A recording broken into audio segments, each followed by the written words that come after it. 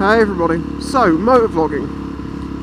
Over the past 4-5 years, it's changed so much, hasn't it? If you've been watching motovlogs from back in the day, you know, fucking ages ago, when you had like, you know, M13 I think was sat on like 60-70,000 subs or something, and it was like, he was way ahead of everyone else. And you had all the guys out in America like Bilmer and Rebel Yell 91 and wooden chairs. Wooden chairs is coming back, people.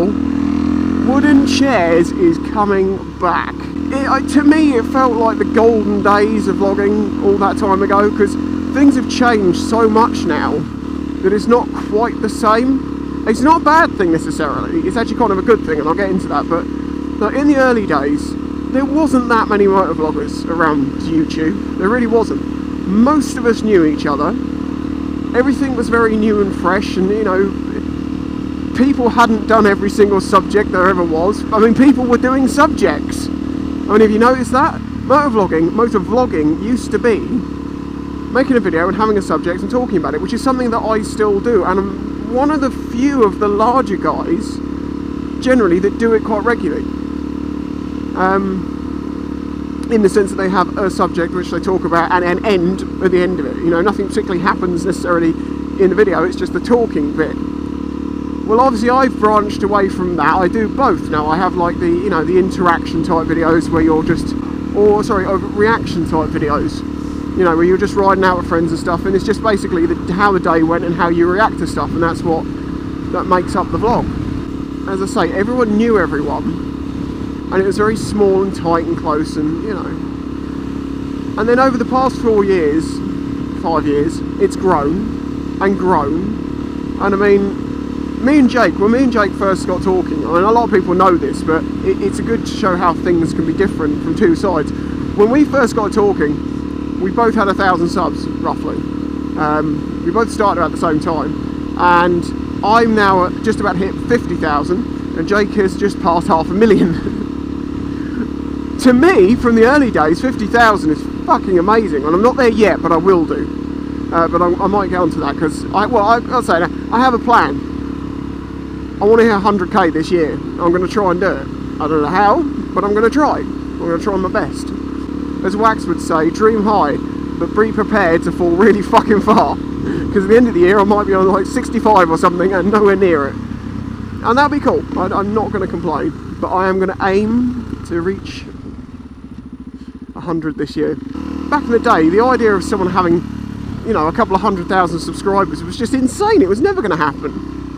But now it's like, well, is Dan? Yeah, Do It With Dan is currently up at number 1, and I think 6'4" might be going to pass him sooner or later.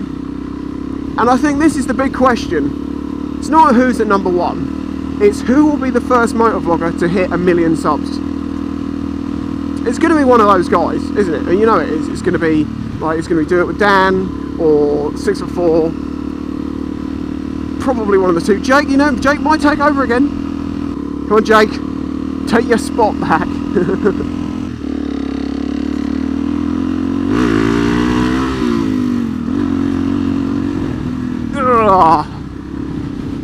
Why am I up here? I'm actually on a break at work, from work. I'm on a split shift. And I was like, I need to go out and make a video because I've been so busy lately. I'm actually doing extra work at the moment. Oh, okay, this is kind of boring, nothing going on up here. Another fact that's quite interesting that people forget is that when me and Jake did the dual vlogs, the international dual vlogs, you know, both riding at the same time, talking to each other, a dual vlog like you would do with anyone else, but we were 5,000 miles apart. We were the first to do that. Not just the intercontinental side of it, but the dual side of it. We were the first to do it. Dual vlogs were something that came out of something that we did. It's funny, we were talking about this the other night. I mean, like, isn't it funny how the first time we did it, we went in the most hard-assed way of trying to do it. It was like, yeah, do a dual vlog, a video together. What a good idea. Yeah, that's good. Now, think about this. How can we make it more difficult? Oh, let's try and use 3G, Skype, and be 5,000 miles apart. is mental. There's a couple on my channel, I think, and I think there's a couple on Jake's, and they're called the Intercontinental Dual Vlogs. There's also a three-way on the 4th, I think was when we did a 3-way version. So there was motor tripping in Florida, Jake in Texas, and me here in England. That was some funny shit. Although I kind of got ripped on that one, I just constantly, because it was the 4th of July and they were up their arses, and I was just like, do you know what? Fuck you.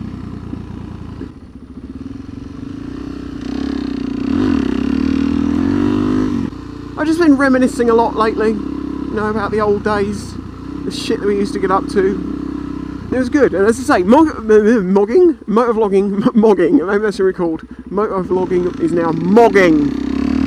Yeah, I've been reminiscing about it, and the way that it's... Fuck me! I was not expecting that. I was fully expecting to just ride straight in there. I am so glad I paid attention at that moment then.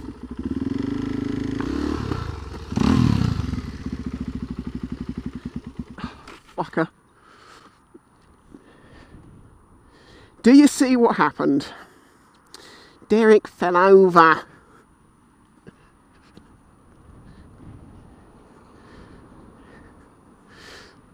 Ah, dear. You fucking fool. Do we class that as a drop? I guess we do. What actually happened? Oh, it hit that edge and then just slid.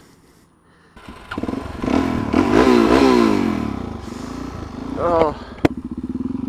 You silly bugger! Do you know what's funny? I was thinking the other day, I have dropped this bike several times. Never on video. Well, now I have. Enjoy! Lucky I was paying attention, wasn't it? But yeah, the way it's changed, there is a much bigger audience now. And in ways that has removed, in the way that, like in the early days of vlogging, when you only have a few subscribers, it's very close, you get to, you know, interact with the same people quite regularly in the comments and all of that sort of stuff. And as it progresses, it gets a bit sort of less personal, a little more disconnected, which is nice to do the meets and meet people, and you know, and then do another meet later and meet people again. Go on. And it becomes a bit more personal that way, and I like that. And that's why we're going to try and, well, we are going to make the sausage fests a regular occurrence.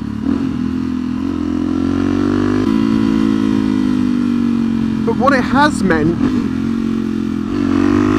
is that because we have bigger audiences these days, we can help companies a bit more, which is good for us, because it means, you know, the amount of time that you have to put into doing this, you give up work time, and it's good to be able to get recoup a little bit of the money that you lose from doing it. It's not that you do it for the money, because Jesus, if you just gave up, if you put the time that you've given up, like I give up a day a week out of work to do this, if I went back to doing that day, I'd earn more money than if I was doing YouTube. Those extra 4 days, that's how little we get out of it.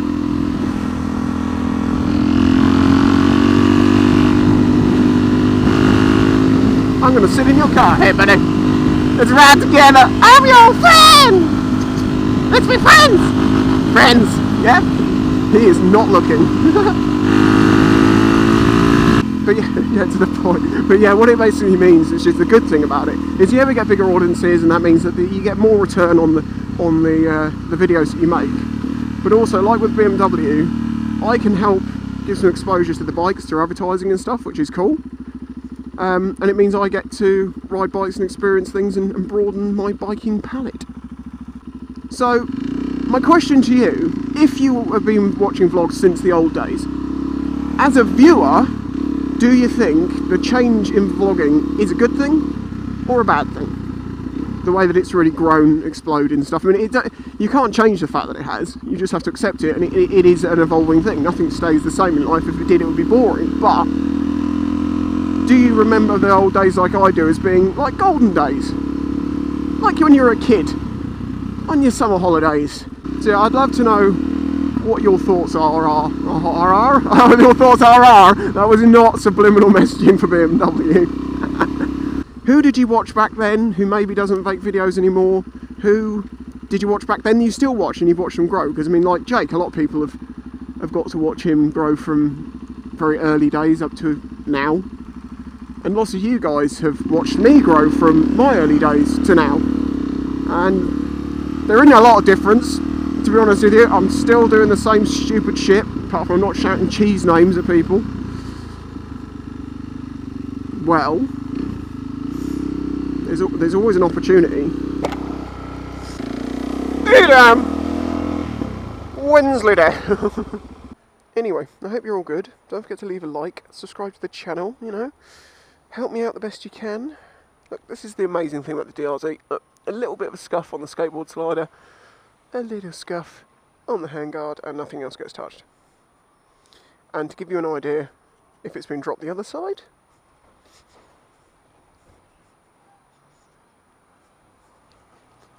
of course it fucking has.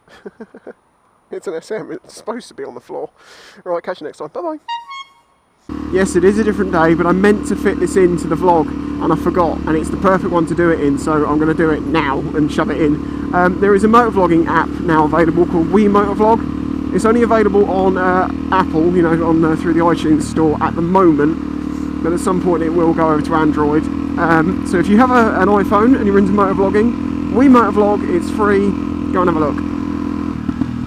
So there you go, I'll put a link in the description, there you go, it's easier for you to find it.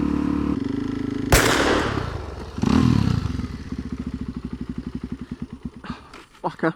Come on man, ain't settling for bullshit.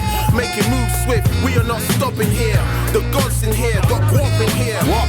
We lost in here, but got careers. I've done it for the fact of doing it, then I did it for myself. Now I'm out here doing